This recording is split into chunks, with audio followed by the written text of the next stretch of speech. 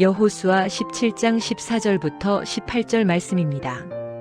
요셉 자손이 여호수아에게 말하였다. 주님께서 지금까지 우리에게 복을 주셔서 우리가 큰 무리가 되었는데 어른께서는 왜 우리에게 한 번만 제비를 뽑아서 한 몫만 유산으로 가지게 하십니까? 여호수아가 그들에게 말하였다.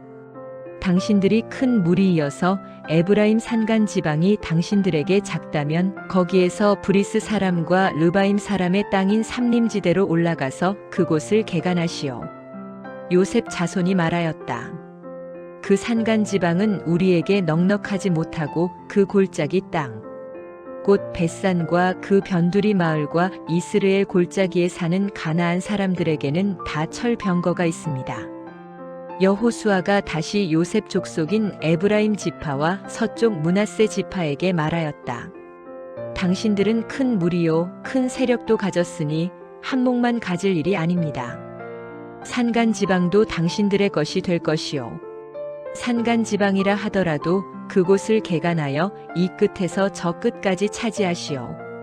가나안 사람들이 철병거를 가져서 강하다 하더라도 당신들은 그들을 쫓아낼 수 있어.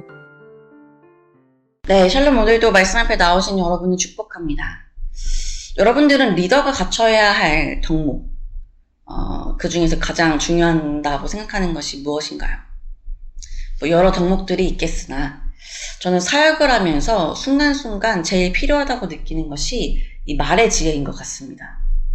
상담을 하든 어떤 지체와의 관계에 있어서든 또 어떤 사역을 함께하고 또 리더를 세우는 그 모든 일들의 과정 가운데 말의 지혜가 필요한 순간들이 너무 많더라고요. 또 사실 교회 안에서 우리가 또 말 때문에 상처받고 시험 드는 경우가 많지 않습니까? 그만큼 우리의 말이 참 중요하다는 생각이 드는데요. 제가 살면서 만난 이 말의 지혜가 있는 분들을 보면 대단히 공부를 많이 했다거나 대단히 좋은 학교를 나온 분들만 계시는 것은 아니었습니다. 배움이 짧은 분들도 계셨고 대단한 직업을 갖고 계시지 않은 분들도 계셨습니다. 그런데 굉장히 이 삶의 지혜가 있고 이제 말의 지혜가 있는 것을 보면서 어떻게 저렇게 지혜로우실까? 어떻게 저렇게 행동하실 수 있을까? 라는 생각을 많이 했습니다.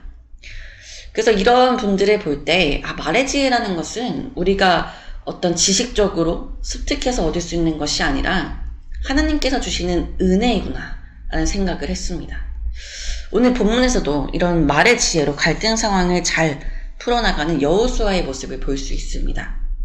14절과 15절의 말씀을 보면 여호수아에게 요셉 자손이 이 땅의 분배에 대한 불평을 늘어놓습니다. 여러분, 요셉 자손은 므낫세와 에브라임 지파로 형성된 지파이죠. 그 두 지파가 속한 만큼 이 요셉 자손은 그 수가 많았을 겁니다. 그러니까 더 많은 땅이 필요했겠죠.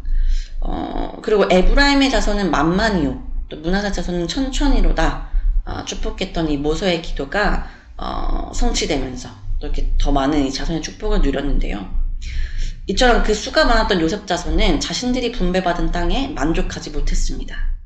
그래서 14절을 보면 자신들이 이렇게 큰 민족이 되었는데 한 제비, 이 한 분깃만으로 땅을 주는 것이 마땅하냐고 여호수아에게 따지면서 불평을 쏟아놓고 있죠. 이에 여호수아의 반응은 어떠합니까? 여러분들이라면 어떠한 반응을 보이셨겠습니까? 우리가 뭐 꼭 리더가 아니더라도 누군가 나에게 불평을 쏟아놓으면 기분이 썩 좋지 않습니다. 무엇보다 지금 이 땅의 분배라는 것은 제비를 뽑은 만큼 이제 하나님께서 정해주신 일이라고 할 때 여호수아에게는 어떤 잘못이 없죠. 근데 이렇게 우리의 잘못도 아닌데 그것에 대한 불평의 소리를 들었을 때 억울하고 또 그 이야기에 대한 감정이 많이 상하기도 합니다. 그러다 보면 온전한 대화가 어려워질 때가 있어요. 감정적으로 막 화를 낸다든지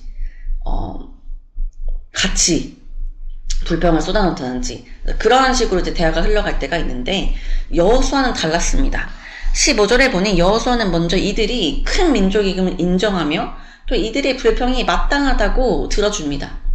그리고 나서 해결책을 말해주는데 그렇기 때문에 요셉 자손이 땅을 개척하여 땅을 더 넓히라고 이야기하죠.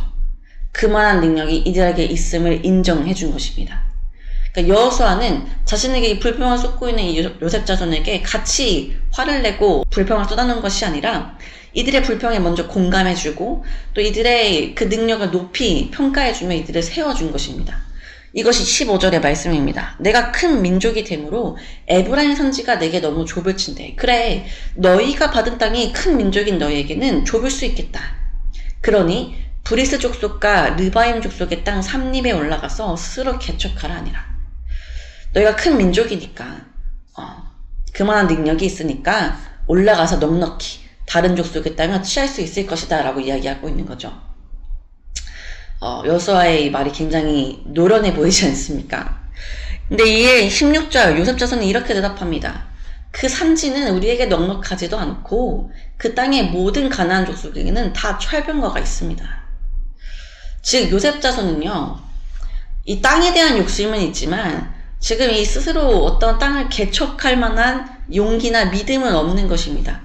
그러니까 흔히 불평을 하는 사람들에게 나타나는 모습이죠. 자신의 유익을 더 얻고 싶긴 하지만 그만한 희생은 하고 싶지 않은 이러한 모습들을 지금 요셉 자손이 보이고 있는 것입니다. 이에 여호수아는 어떻게 대답했을까요? 만약 저였다면 감정이 더 앞서서 그러면 어떻게 하라고 그렇게 불평만 하고 있을 거냐고 화를 냈을 것 같습니다. 그러나 여호수아는 또다시 차분히 대답을 이어갑니다. 17절 여호수아가 다시 요셉의 족속 에브라임과 므낫세에게 말하여 이르되 너는 큰 민족이요 큰 권능이 있은즉 한 분깃만 가질 것이 아니라. 네, 너희는 큰 민족일 뿐만 아니라 큰 권능이 있는 민족이라고 요셉 족속을 칭찬하며 세워주고 있습니다. 그렇기에 너희는 충분히 가나안 땅을 정복할 수 있는 민족이라는 말을 하고 있는 것이죠. 그래서 너희는 한 분깃만 가진 족속이 아니다. 더 취할 수 있는 가능성이 있는 족속이다 라고 이야기합니다. 그리고 18절에 그렇게 취한 산지도 내 것이 되리니 그것이 비록 삼림이라도 내가 개척하라. 그 끝까지 내 것이 되리라. 가나안 족속이 비록 철병거를 가지고 강할지라도 내가 능히 그를 쫓아내리라 하였더라. 네, 요셉 자손에게 여호수아는 계속해서 너희는 할 수 있다. 비록 삼림이라도 개척할 수 있고 철병거를 가진 강한 자들라도 너희는 능히 그들을 내쫓을 만한 권능이 있는 민족이다. 계속해서 요셉 자손에게 너희는 할 수 있다고 요셉 족속을 칭찬하며 세워주고 있습니다. 여러분, 이렇게 나를 믿어주고 세워주는 리더의 말 앞에 어떠한 불평을 더 늘어놓을 수 있을까요? 이것이 우리가 때로 살면서 필요한 말의 지혜입니다. 물론 여호수아도 자신에게 이 불평을 쏟아놓고 있는 이 므낫세와 에브라임 지파에게 마음이 상하고 힘들었을지도 모릅니다. 그러나 그 감정대로 행하지 않고 자신의 그런 어려운 마음을 숨기고 오히려 지혜롭게 그리고 노련하게 요셉 자손을 더 세워주며 칭찬하며 이 갈등 상황을 해결합니다. 이를 불평을 잠재웠을 뿐만 아니라 요셉 족속에게도 이 땅을 더 얻을 수 있는 어떤 해결책까지도 제시하고 있는 거죠. 훗날 이 문제를 다시 갖고 왔을 때 누가 여호수아에게 잘못했다고 말할 수 있겠어요. 여호수아는 리더로서 이들을 공감해주고 해결책까지 제시해 주었는데 그것을 행하지 않은 요셉 족속이 문제가 되지 않겠습니까?